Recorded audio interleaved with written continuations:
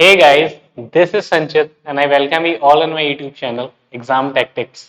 दोस्तों आज की इस वीडियो में हम देखने वाले हैं जो हमारा टॉपिक चल रहा था रेशियो एंड प्रोपोर्शन का, उसका आज हम नेक्स्ट पार्ट डिस्कस करने वाले हैं। और आज के इस वीडियो में भी हम देखने वाले हैं रेशियो और प्रोपोर्शन के कुछ बेहतरीन क्वेश्चंस। तो बिना किसी देर के मैं स्टार्ट करता हूँ ये वीडियो और लेके चलता हूँ आपको पहले क्वेश्चन की तरफ। देखते हैं आज का हमारा पहला क्वेश्चन।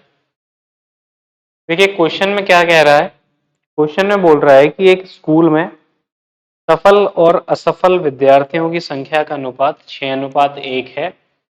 यदि 6 और विद्यार्थी सफल हो जाते तो यह अनुपात 9:1 हो जाता। कुल विद्यार्थियों की संख्या क्या होगी। देखिए बनाने वाले तरीके पे हम काम नहीं करेंगे इस क्वेश्चन में भी।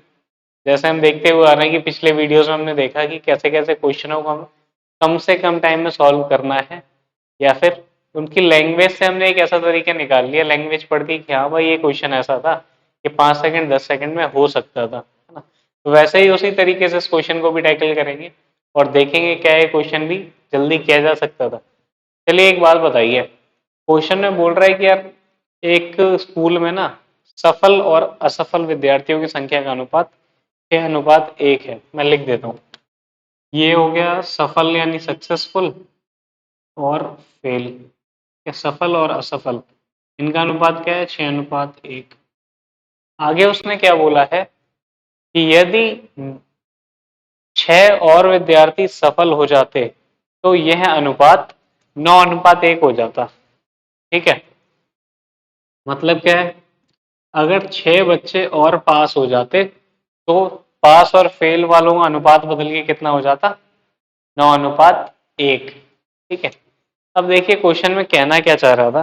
क्वेश्चन में ये बोल रहा है कि भाई मान लो स्टार्टिंग में कुछ बच्चों ने एग्जाम दिया, कुछ पास हुए कुछ फेल हुए।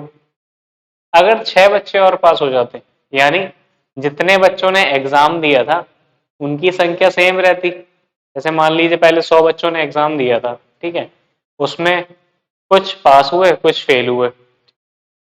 आगे लाइन में बोला कि अगर 6 और पास हो जाते तो ये अनुपात बदल के कितना हो जाता, 9:1। ठीक है, मैं आपसे एक चीज पूछूंगा बिल्कुल छोटी सी, क्या कुल बच्चों की संख्या में कोई फर्क पड़ता।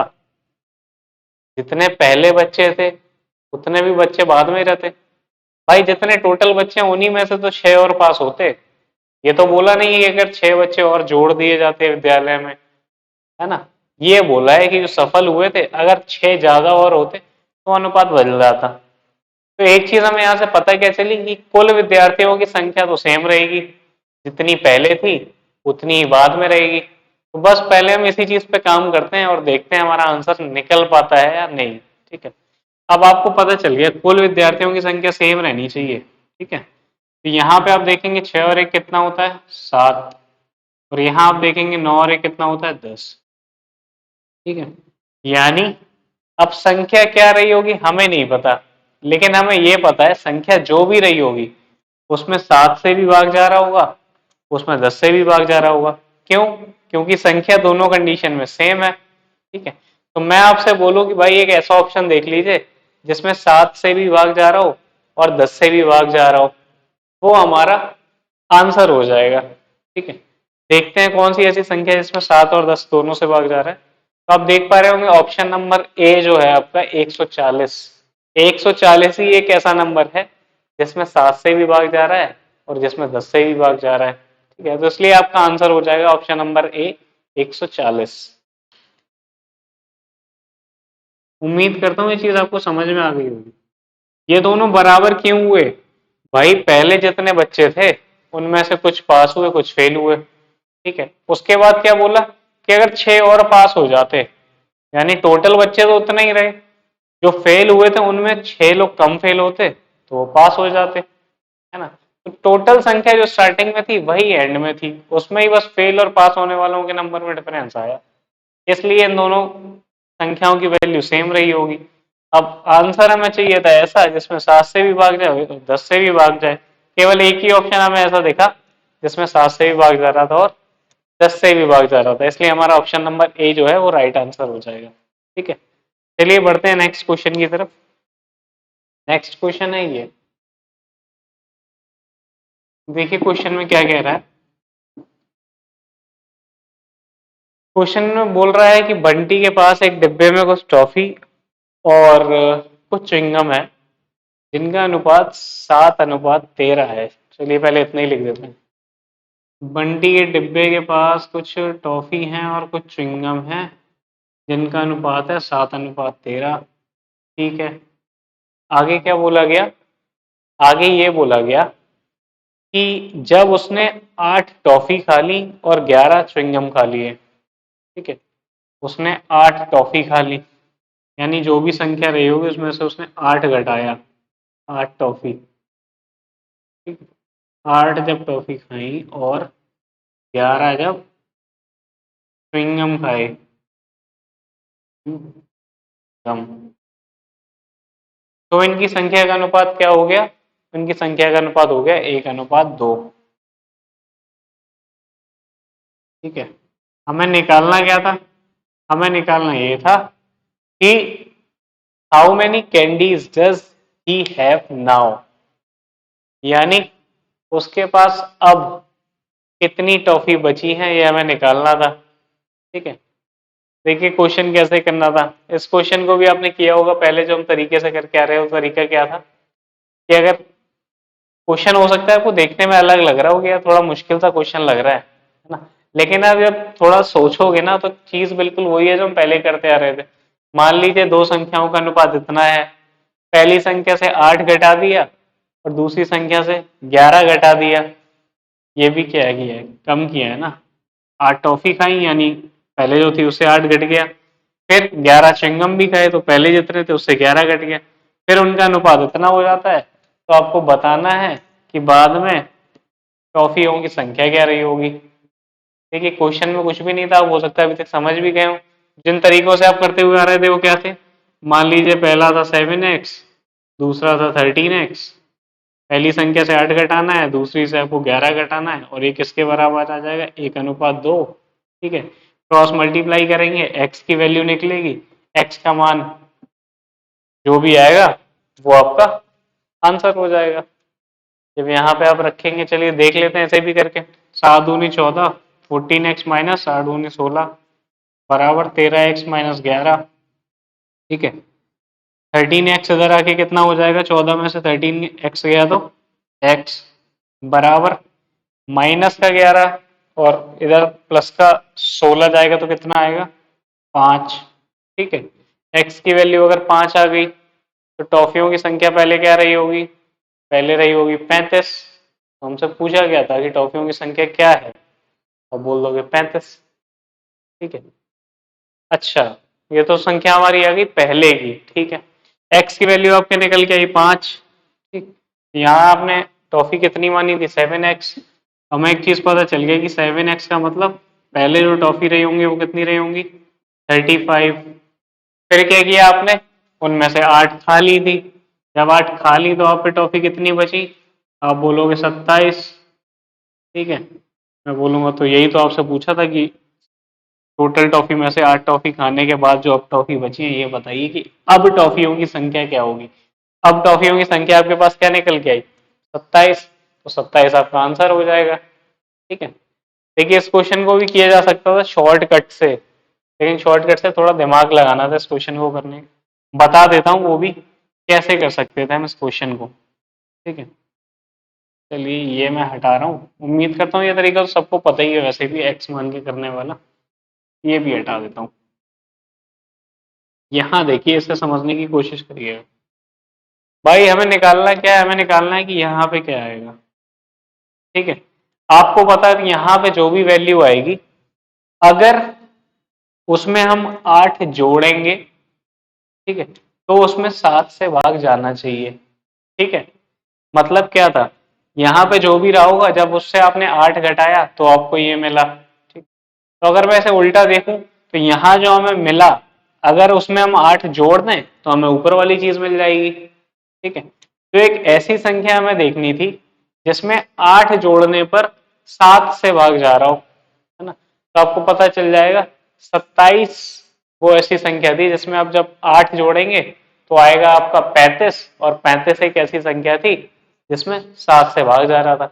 इसलिए आपका आंसर हो जाता है ऑप्शन नंबर बी। ठीक है, चलिए देखते हैं अगला क्वेश्चन। अगला क्वेश्चन है आपका ये, क्वेश्चन में क्या बोल रहा है कि यदि युद्ध के पहले एक रेजिमेंट में अधिकारियों और सैनिकों की संख्या का अनुपात 3:13 था। ठीक है,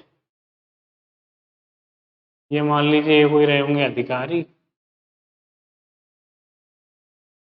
ठीक है, और ये रहे होंगे सैनिक।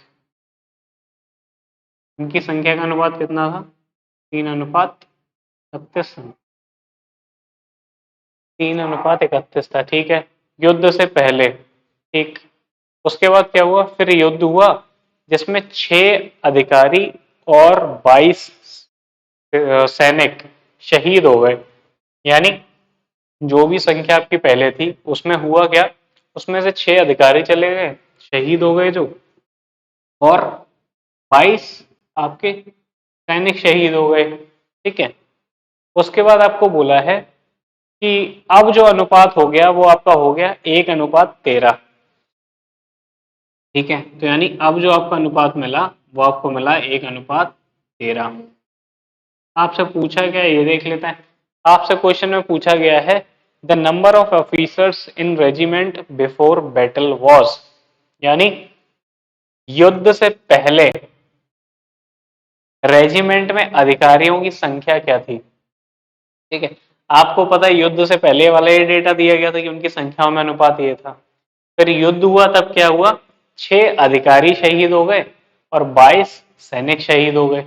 फिर उनकी संख्याओं में जो अनुपात आया वो आया 1:13। तो आपसे पूछा ये है कि अधिकारी पहले कितने थे युद्ध से पहले। ठीक है, आपको यहाँ से एक चीज देखनी चाहिए, जितने भी रहे होंगे वो 3 का मल्टीपल तो रहेंगे ही। ठीक है, अधिकारियों की संख्या जो भी रही होगी वो 3 का मल्टीपल तो होगी ही होगी। ठीक है, पहले ये ऑप्शन देख लेते हैं कि 3 का मल्टीपल कितनी संख्याएं हैं। देखिए आप ऑप्शन में देख पा रहे होंगे option number C. Option number C केवल एक ऐसी संख्या है जो 3 का मल्टीपल है, इसलिए आपका राइट आंसर हो जाएगा ऑप्शन नंबर सी। केवल इतना आपने देखा था, आपको कुछ सॉल्व हल करने की जरूरत नहीं थी, बस देखा, बेसिक अंडरस्टैंडिंग यूज की और आंसर मार्क कर दिया। 5 सेकंड 10 सेकंड का काम था, उसे आप फालतू में पहले एक्स मानेंगे, फिर इक्वेशन बना के एक्स की वैल्यू निकालेंगे, फिर एक्स की जो वैल्यू आएगी उसमें 3 का गुणा करेंगे, तब जाके आपका आंसर निकलेगा, है ना। क्वेश्चन, इस क्वेश्चन को भी करने का वही बेसिक तरीका है कि मान लीजिए अधिकारी पहले रहे होंगे 3x और सैनिक रहे होंगे 31x। ठीक है, उसके बाद क्या हुआ, 3x में से 6 चला गया और 31x में से 22 चला गया। ठीक है, तो एक अनुपात में मिला क्या, 1:13। आप इसे सॉल्व करोगे, यहाँ से x की कुछ वैल्यू आएगी। ठीक है, x की वैल्यू यहाँ से निकलेगी, अब x की वैल्यू आप उठा के इसमें रख दोगे, तब आपका आंसर आ जाएगा 21। ठीक है, तो बनाने का तरीका आपका ये है, बाकी दिमाग से करने का तरीका आपका ये था कि यहाँ अगर 3 है तो यानी जो भी संख्या होगी वो 3 का मल्टीपल रही होगी। तो हमने ऑप्शन देख लिया कि ऐसी कौन सी संख्या थी जिससे जिसमें 3 से भाग जा रहा था, हमें एक ही संख्या ऐसी मिली, इसलिए हमारा ऑप्शन नंबर जो सी था वो राइट आंसर हो गया। ठीक है, चलिए देखते हैं अगला क्वेश्चन। अगला क्वेश्चन क्या बोल रहा है कि 4 साल पहले, 1 मिनट, 4 साल पहले ए और बी की आयु का अनुपात 2:3 था। ठीक है, यदि 4 साल बाद यह अनुपात बदलकर 5:7 हो जाता है तो उनकी वर्तमान आयु क्या होगी। लिख देता हूं, चलिए मैं, ए और बी की बात कर रहा है। ठीक है, और क्या बोल रहा है, 4 साल पहले यानी बिफोर 4 years। ठीक है, 4 साल पहले ए और बी की आयु का अनुपात कितना दिया है आपको, ये आपको दिया है 2:3। ठीक है, उसके बाद क्या बोला है कि 4 साल बाद ये अनुपात कितना हो जाता है, 5:7। ठीक है भाई, 5:7 हो गया। अब क्या बोला है हमें, अब हमसे पूछ रहा है कि उनकी प्रेजेंट एज क्या होगी। ठीक है भाई, मान लीजिए कोई एक ये बीच का कोई पॉइंट होगा, ये प्रेजेंट का होगा। अगर 4 साल पहले की बात बोली है तो इस पॉइंट से हम 4 साल पहले गए। मान लीजिए जैसे आज की डेट में आपसे पूछा जाए कि आपकी वर्तमान आयु क्या होगी, और आपसे बोला जाए आपकी और आपके दोस्त की आयु का अनुपात 4 साल पहले कुछ था, ठीक है, और 4 साल बाद कुछ होगा, तो इससे हमें पता क्या चल रहा है कि हमसे प्रेजेंट पूछी है 4 साल पहले, यानी एक स्टेज पहले वाली बात, ये हो गई आपकी 4 साल पहले, ठीक है, यानी -4 ईयर्स। और यहां से आपको दिया गया था दूसरा टर्म 4 साल बाद, यानी +4 ईयर्स। अगर आप एक चीज देखो यहां से तो आपको समझ में आ रहा होगा, आज की डेट वाली लाइन ये है, यहां से 4 साल पहले जो आपका रेशियो था वो ये था, यहां से 4 साल बाद जो आपका रेशियो है वो ये है। अगर टोटल देखा जाए तो इन दोनों में कितने ईयर्स का डिफरेंस है तो आपको पता चल जाएगा 8 साल का, क्योंकि 4 साल आप इधर गए और 4 साल इधर गए, तो टोटल कितने साल हो गए, तो आप बोलोगे 8 साल, है ना। तो यहां से हमें पता चलेगा कि टोटल डिफरेंस है वो है 8 ईयर्स का, ठीक है। इन टोटल ये 8 ईयर्स हो जाएगा, क्योंकि 4 साल पीछे जाएंगे और 4 साल आगे जाएंगे, तो दोनों मिला के हमारा आएगा 8 साल, ठीक है। तो उम्मीद करता हूँ इतनी चीज तो आपको क्लियर होगी, ठीक। उसके बाद बोला क्या था कि अनुपात ये है, आपको बताना है प्रेजेंट एज क्या होगी, ठीक है। अब देखिए जब भी आपको इस टाइप के क्वेश्चन मिलेंगे ना एज वाले, ठीक है, इस टाइप के क्वेश्चन को करने का क्या तरीका है, इस टाइप के क्वेश्चन को करने का बेस्ट तरीका ये होता है, आप पहले ये देखिए जो रेशियो दिया गया है क्या इसका डिफरेंस सेम है। डिफरेंस सेम है का मतलब आप 2 में से 5 घटाएंगे कितना आएगा 3, और 3 में से 7 घटाएंगे तो कितना आएगा 4, यानी अंतर तो सेम नहीं आ रहा, ठीक है। आपको अंतर सेम बनाना पड़ेगा। सेम कैसे बनाएंगे, आप इन दोनों का डिफरेंस लीजिए कितना आता है, आप बोलेंगे 2, इन दोनों का डिफरेंस लीजिए कितना आता है, आप बोलेंगे 1। तो मैं आपसे बोलूंगा 2 से आपको ऊपर गुणा कर देना है और 1 से आपको नीचे गुणा कर देना है। हाँ, जब आप ऐसा करेंगे, जब आप 2 से ऊपर गुणा करेंगे तो आपको कितना हो जाएगा, चलिए मैं यहाँ लिख के भी दिखा देता हूँ, ठीक है। 1 से जब आप नीचे करेंगे तो कितना हो जाएगा 5/7। यहाँ से अनुपात सॉल्व करने पे क्या आया, ये सॉल्व करने पे आपका आएगा 4/6 और ये 5/7। अब देखिए हमारा इतना करने से कुछ फर्क पड़ा क्या, क्वेश्चन में थोड़ा छोटा कर रहा हूँ, समझने की कोशिश करेंगे क्वेश्चन। मैंने जब इसके डिफरेंस से इसमें गुणा कर दिया और इन दोनों के डिफरेंस से इसमें गुणा कर दिया, ठीक है, तो हमारा निकल के आया ये। अब इसे करके हमें फायदा क्या मिला, ये भी क्या है ए और बी का अनुपात है, ये करके हमें फायदा ये मिला, जो आप पहले देखिए 2 और 5 में डिफरेंस था 3 का, और 3 और 7 में डिफरेंस था 4 का। मैंने आपसे बोल रहा था कि डिफरेंस सेम बनाया जाता है एज वाले क्वेश्चन में, यहाँ आप देख पा रहे होंगे डिफरेंस सेम बन गया है, ये करने से 2 का ऊपर और 1 का नीचे गुणा करने से आपका डिफरेंस सेम बन गया। 4 और 5 के बीच में कितना डिफरेंस है, आप बोलोगे 1 का। 6 और 7 के बीच में कितना डिफरेंस है, आप बोलोगे फिर से 1 का। यानी डिफरेंस तो सेम ने बना लिया, सेम कैसे बनाते हैं ये तरीका भी हमें पता चल गया, ठीक है।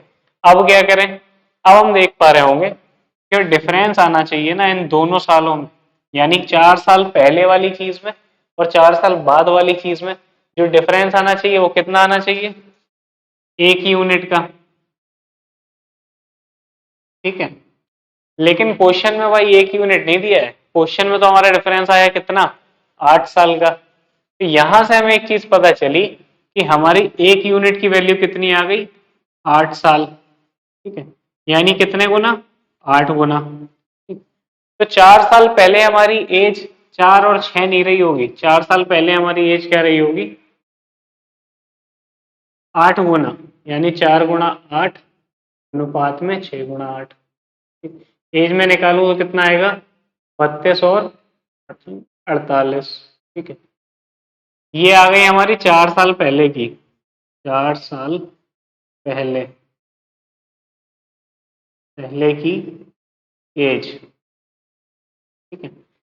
इतना तो आपको समझ में आ ही गया होगा कि आपके 4 साल पहले की एज क्या आ गई 32, 48, यानी ए रहा होगा 32 साल का और बी रहा होगा 48 साल का। उम्मीद करता हूँ इतनी चीज तो क्लियर हो गई होगी, क्योंकि इस टाइप की हमने बहुत सी चीजें पहले भी की हुई हैं कि एक यूनिट की वैल्यू हमने 8 के बराबर मानी, तो हमें पता चला जो क्वेश्चन में दिया गया था वो जो हमारा आ रहा था उसका 8 गुना था, इसलिए जो हमने पहले वैल्यू मानी थी वो भी वो नहीं रही होंगी, उसका 8 गुना रही होंगी। जब हमने इन दोनों का 8 गुना किया तो हमें पता चल गया कि 4 साल पहले, ये वाला टर्म तो 4 साल पहले ही वाला चलते हुए आ रहा है ना, बिफोर 4 इयर्स, तो 4 साल पहले की एज हमारी निकल के आई 32 और 48। हमसे पूछा गया था कि उनकी प्रेजेंट एज क्या होगी। प्रेजेंट एज कैसे पता चलेगी? अगर आपको पता है कि आपकी एज 4 साल पहले 16 साल थी, आज कितनी होगी, आप 16 में 4 और जोड़ दीजिए, कितना आ गया 20, तो आप बोलोगे आज की डेट में 20 होगी। तो वैसे ही अगर 4 साल पहले 32 थी तो आज की डेट में कितना होगा, प्लस जब 4 करेंगे तो आपका आएगा 36, उसमें जब प्लस 4 करेंगे तो आपका आएगा 52। ठीक है, तो आप देखिए कोई ऑप्शन ऐसा है जिसमें आपको 36 और 52 दिया हो? ऑप्शन नंबर डी ऐसा था जिसमें आपको दिया गया था 36 और 52, इसलिए आपको 36 और 52 राइट आंसर हो जाएगा। उम्मीद करता हूँ ये आपको समझ में आया होगा। देखिए एज का ना हम अलग से टॉपिक डिस्कस करेंगे पूरा, जिसमें एज ही एज के क्वेश्चंस होंगे। ये रेशियो की फॉर्म में भी क्वेश्चन आ जाता है, इसलिए इससे मैंने रेशियो वाले चैप्टर में भी एक क्वेश्चन डाल दिया है। बाकी जब हम एज पढ़ेंगे तब हम इसे और डिटेल में पढ़ेंगे और अच्छे से पढ़ेंगे, है ना। चलिए देखते हैं नेक्स्ट क्वेश्चन। नेक्स्ट क्वेश्चन है हमारा ये, थोड़ा बड़ा कर देता हूँ, आप क्वेश्चन पढ़िए तब तक मैं बोर्ड क्लियर करता हूँ।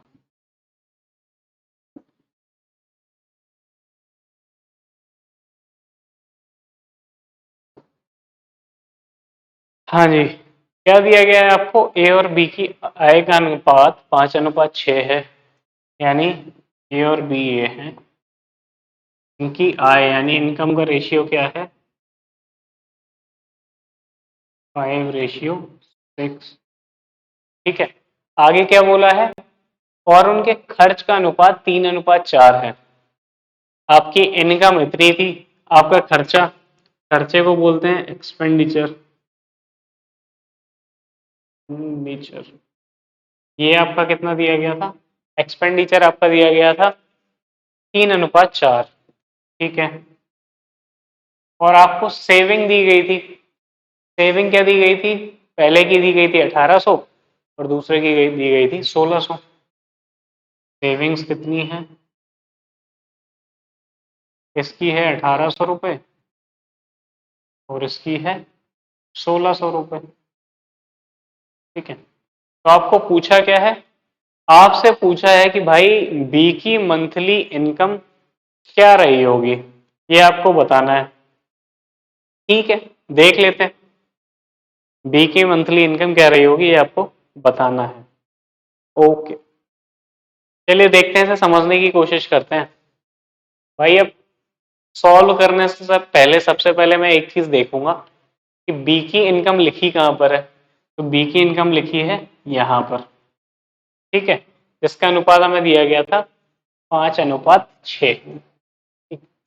अब यहाँ आपको 6 दिखा तो आपके दिमाग में ये तो क्लिक किया ही होगा कि अब जो भी आंसर होगा उसमें 6 से तो डिवाइड जाएगा ही जाएगा, क्योंकि यहाँ अगर 6 आ रहा है तो आंसर जो भी होगा वो 6 का मल्टीपल ही होगा।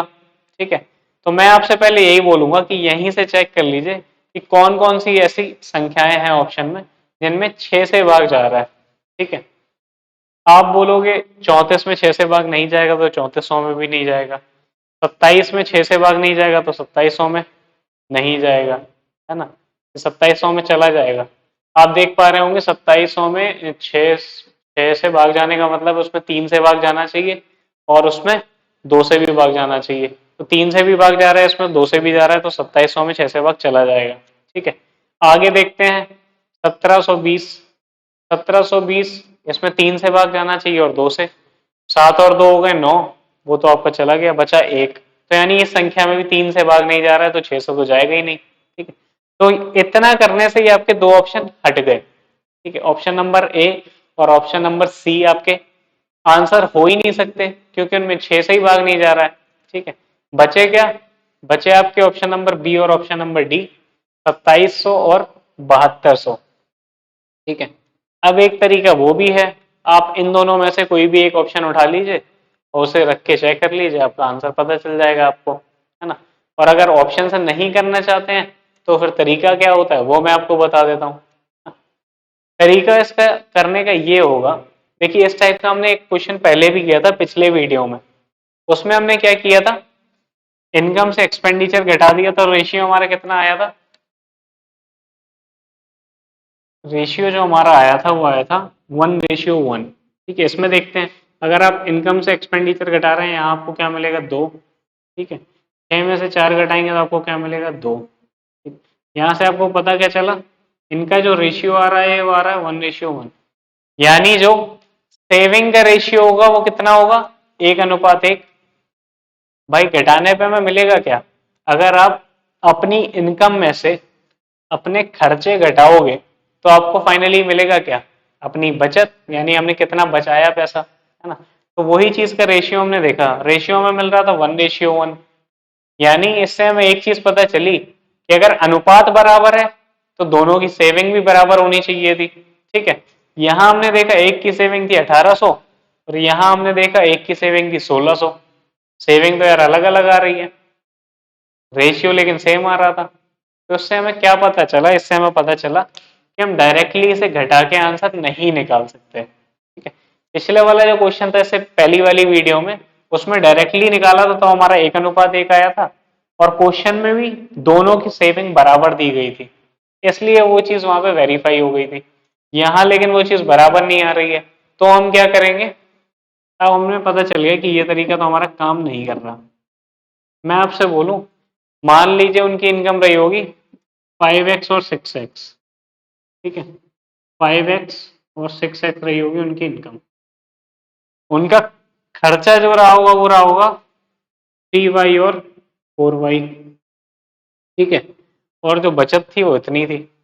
अब मैं क्या करूं, मैं दो इक्वेशन बना लेता हूं, एक बनाता हूं ए के लिए, यानी इनकम में से जब आपने उसका खर्चा घटाया तो आपको मिली सेविंग, सेविंग थी आपकी 1800 रुपये। ठीक, ये एक इक्वेशन आपकी आ गई। ठीक है, दूसरी इक्वेशन में करता हूँ बी के लिए, बी के इनकम में से उसका खर्चा घटाइए, इनकम ये थी, खर्चा घटा दिया, बची आपकी सेविंग, सेविंग थी 1600 रुपये। ठीक है, ये हो गई आपकी इक्वेशन नंबर 2। अब इन दोनों इक्वेशन को आप सॉल्व करिए, वहां से आपको x की वैल्यू निकालनी है, वहां से आपको y की वैल्यू निकालनी है। ठीक है, सॉल्व कैसे करेंगे देख लेते हैं। यहाँ पे मैं y वाले बराबर कर लेता हूँ, तो मैं क्या करूंगा, ऊपर में 4 से गुणा कर दूंगा और नीचे में 3 से गुणा कर दूंगा। ठीक है, अब मैं ऊपर अगर 4 से गुणा कर रहा हूँ तो हो जाएगा मेरा 20x माइनस 12y बराबर 18 फोर द 72।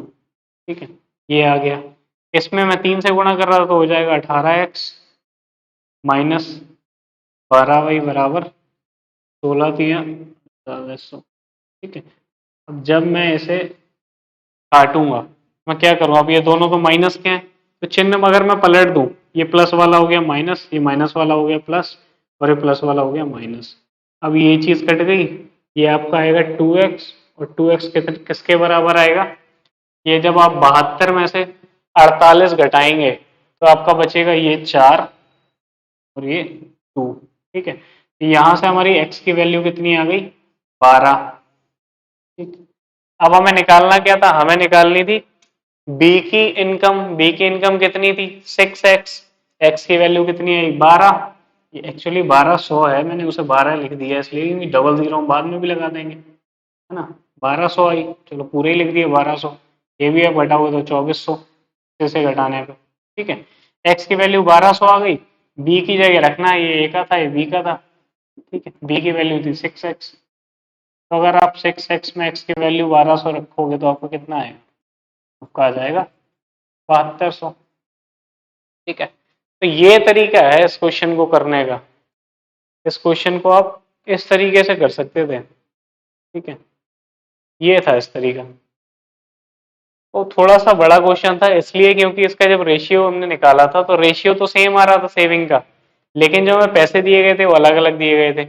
इस चक्कर में हमें समझ में आ गया जो हमने किया है वो टोटली करेक्ट नहीं है, उस वजह से फिर हमने एक्स मान के वाई मान के किया, या फिर सबसे अच्छा तरीका ये था जब आपने देखा कि आंसर जो आएगा वो 6 का मल्टीपल होगा, तो इस तरीके से आपको दो ऑप्शन मिले थे जो आंसर हो सकते थे, तो आप उन दोनों में से किसी एक को उठा के वेरीफाई कर लेते, आपका आंसर आ जाता। उसमें आपको थोड़ा कम काम करना पड़ता, इसमें आपको दोनों इक्वेशन बनानी पड़ी, फिर सॉल्व करनी पड़ी, तब जाके आपका आंसर आया, है ना। तो उम्मीद करता हूँ ये क्वेश्चन भी आपको समझ में आया होगा। देखते हैं अगला क्वेश्चन। अगला क्वेश्चन है हमारा ये, और इस क्वेश्चन को मैं उठा के रख रहा हूँ वापस इसी कोने में, है ना। क्वेश्चन पढ़िए, मैं आपको बताता हूँ तब तक क्या बोला है क्वेश्चन में, अभी आपको समझाता हूँ, समझ में आ जाएगा आपको। देखिए एक डिब्बा है, उसमें 280 सिक्के हैं, जिसमें कुछ 1 रुपए के, कुछ 50 पैसे और कुछ 25 पैसे के सिक्के हैं। कोई डिब्बा है, उसमें सिक्के हैं, पहला सिक्का 1 रुपए के कुछ हैं, फिर है आपके 50 पैसे के, फिर है आपके 25 पैसे के। ठीक है। आगे क्या बोला है कि the value of each kind of coins are in the ratio of 8:4:3। ठीक है। वैल्यू आपको दी है कि हर प्रकार के सिक्के की जो भी वैल्यूज हैं उनका अनुपात 8:4:3 है। ठीक है। इसका मतलब क्या हुआ भाई, मान लीजिए आपके पास 1 रुपए का सिक्का हो, तो उसकी वैल्यू 8 रुपए कब बनेगी, जब 1 रुपए के आपके पास 8 सिक्के हो। ठीक है। यानी अगर मैं बात करूं, अगर मैं नंबर ऑफ कॉइन में, नंबर ऑफ कॉइन्स में उसका मल्टीप्लाई करूंगा तब मुझे मिलेगी वैल्यू। ठीक है। और ये वैल्यू मुझे कितनी दी गई है, 8:4:3। यानी 1 रुपए के सिक्कों की वैल्यू 8 कब होगी, जब वो सिक्के आपके पास 8 होंगे। ठीक है। इससे नंबर ऑफ कॉइन हमें पता चल गया कि भाई 1 रुपए के 8 सिक्के रहे होंगे, तब जाके उसकी वैल्यू बनी 8 रुपए। ठीक है। ऐसे ही मैं आपसे बोलूं 50 पैसे के कितने सिक्के रहे होंगे, तब जाके उसकी वैल्यू बनेगी 4 रुपए। तो आप बोलोगे 50 पैसे के 8 सिक्के रहे होंगे, जब 50 पैसे के 8 सिक्के आपके पास होंगे तभी तो आपको 4 रुपए मिलेंगे। ठीक है। तो यहां से आपको 50 पैसे की सिक्कों की संख्या भी पता चली 8। ठीक। अब मैं आपसे बोलूं 25 पैसे के आपके पास कितने सिक्के रहे होंगे कि आपको वैल्यू मिले 3 रुपए। अब 25 पैसे के 4 सिक्के मिलके वैल्यू कितनी बनती है, 1 रुपया। और ये वैल्यू कितनी दी गई है, 3 गुना। तो 4 सिक्के नहीं रहे होंगे, वो कितने रहे होंगे, 4 का 3 गुना। यानी 25 पैसे के आपके पास रहे होंगे 12 सिक्के, तब जाके आपकी वैल्यू बनी 3 रुपए। ठीक है। चलिए ये चीज भी आपको पता चली। ठीक है। अब आपको दिया गया था, आपको दिया गया था कि टोटल नंबर ऑफ कॉइन्स है 280। अगर मैं नंबर ऑफ कॉइन अपने टोटल करूं तो हमारा कितना आ रहा है, 12 8 20, 20 8 28। ठीक है। लेकिन क्वेश्चन में वैल्यू 28 नहीं दी है, क्वेश्चन में बोला है कि टोटल सिक्के कितने हैं, 280। यानी इसका कितने गुना है 280, आप बोलोगे 10 गुना। मैं कहूंगा ठीक है। तो हमसे पूछा क्या था, हमसे पूछा गया था द नंबर ऑफ 50 पैसा कॉइन्स, यानी 50 पैसे के सिक्कों की संख्या क्या रही होगी। आपको पता चल गया अगर टोटल वैल्यू इसका 20 गुना है, ये वैल्यू इसका, सॉरी 20 गुना नहीं 10 गुना, अगर ये वैल्यू इसका 10 गुना आई, तो जो नंबर ऑफ कॉइन्स है वो भी 10-10 गुने रहे होंगे। आपसे पूछा किसका था, 50 पैसे का। आपको 50 पैसे के नंबर ऑफ कॉइन कितने थे, 8। तो ये 8 ना होके कितना रहा होगा, इसका 10 गुना। ठीक है। तो यानी कितने कॉइन आ गए, 80 कॉइन्स। यही हमारा आंसर हो गया। तो उम्मीद करता हूँ ये क्वेश्चन भी आपको क्लियर होगा। इसी टाइप के एक दो क्वेश्चन हम और करेंगे नेक्स्ट वीडियो में, तब आपको और अच्छे से क्लियर हो जाएगा, है ना। तो चलिए दोस्तों, मिलते हैं आपसे अगले वीडियो में। तब तक अपना ध्यान रखिए, ख्याल रखिए। बाय बाय, टेक केयर, जय हिंद।